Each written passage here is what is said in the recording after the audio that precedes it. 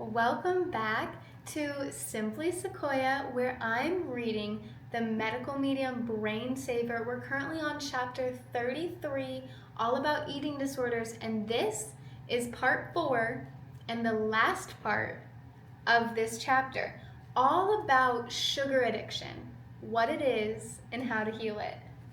All right, let's get straight into it. Sugar addiction. When someone is hooked on processed sugar, it's an indication of a glucose deficiency. Right there, there's the cure right there, glucose deficiency. Underlined. Sometimes going back to early insulin resistance in childhood, that feeling of a desperate hunt for processed sugar comes from looking for the fastest way to get glucose to the brain. It's not so much that someone is addicted to the sweet flavor, it's that their brain is seeking out a direct line of sugar to correct a deficiency. The hidden factor. If that sugar could really reach the brain as intended, the person would become content and not sugar crazed afterward. Sugar is not an addictive substance. Did we say that? The reason why it seems addictive is that excessive fat in the bloodstream prevents much of the sugar from entering the brain, which leaves the person with excess sugar floating around the bloodstream and the fat from the food causing insulin resistance. It's a vicious cycle. Seeing it as just a sugar high or a sugar crash is not enough information for anyone to understand how sugar really, truly interacts in the brain and body. The real reason why someone has a crash, grows cranky or tired, or falls asleep after a sugar high is that they're dealing with insulin resistance due to fat in the bloodstream at the same time as the sugar. It's very uncommon to consume sugar without some form of fat alongside it. Cakes, cookies, cupcakes, ice cream, chocolate bars, donuts, what we think of as sugary or carb-loaded treats, all contain fat, even if they're vegan, even if they're healthier versions of treats. Peanut butter and jelly, chips made with high-quality oil, avocado toast, these are all fat and sugar combined. Or we eat dessert after a meal that contained dietary fat. Or when we consume sugar, we still have fat floating around in our bloodstream from an earlier snack or meal. We blame sugar highs and lows on the sugar. The real reason for the highs and lows is the fat. Craving sugar is not a weakness. It's a human need. We're always in need of glucose for the brain. That's why anyone craves sugar in the first place, and why someone who's been off sugar eventually finds themselves reaching out for it again. While processed sugar is not the ideal way to get that glucose, we'll talk about more productive forms of glucose soon in bringing back your brain in this part of the book. We can use a sugar craving as a window into the brain's need. Even with insulin resistance occurring from fat in the bloodstream, some sugar is getting through enough to give someone a quick movement or moment, maybe even an hour or so when they feel relief because that glucose is addressing a long-standing deficiency. It can even feel euphoric. Trouble is, remedying a glucose deficiency with processed sugar is remedying it in the wrong way. Processed sugar isn't supposed to be used in this way. And again, we're normally combining the processed sugars with fats. or there's fat in our bloodstream from earlier in the day. Very few people, if any, are eating straight sugar only and no fats at all in their diet.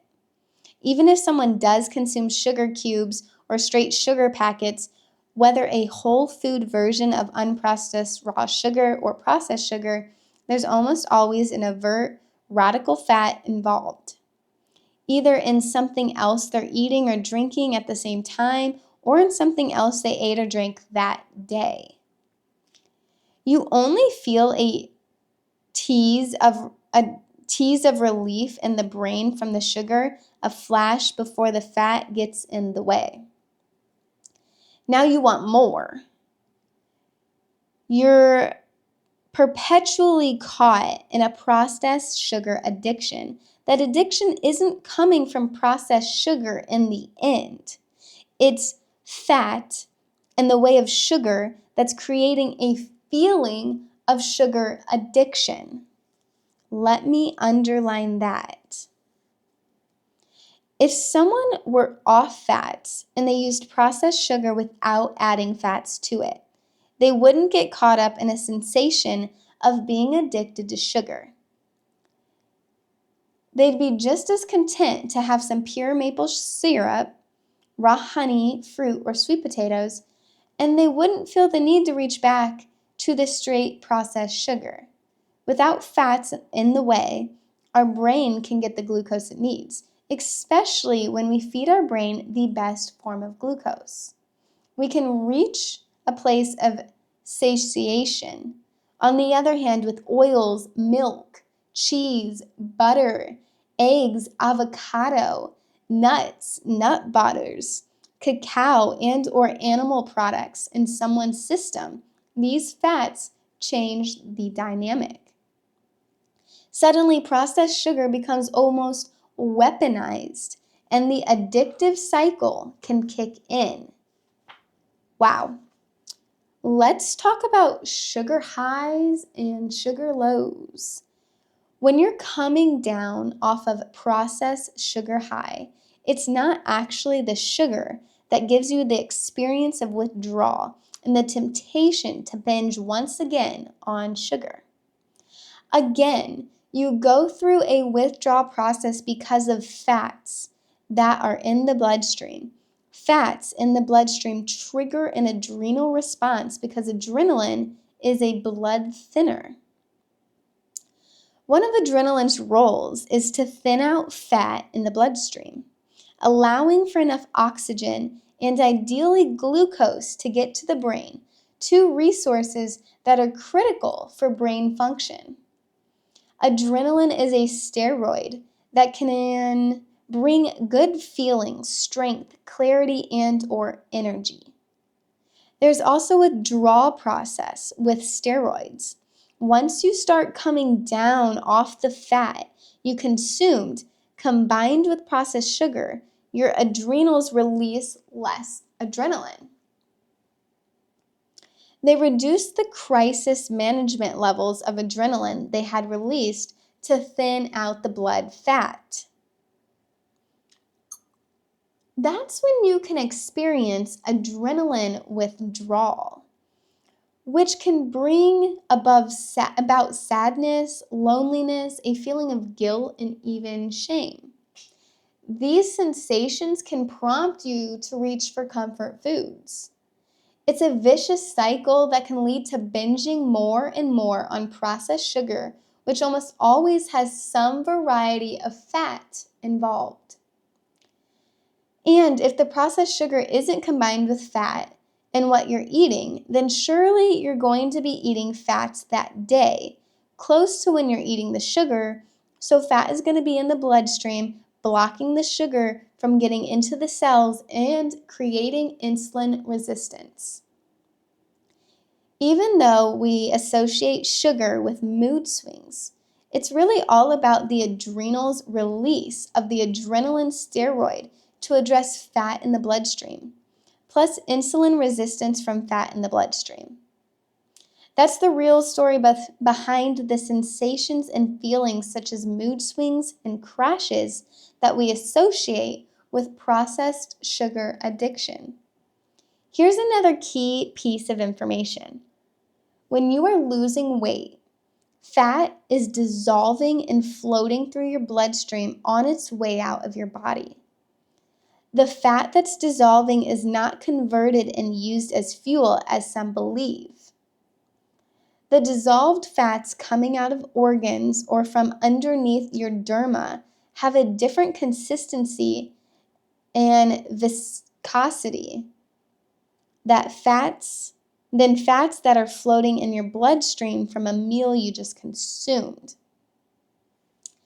The fats dissolving and leaving your body during weight loss can still create insulin resistance, a milder form of insulin resistance than fats from food you just ate.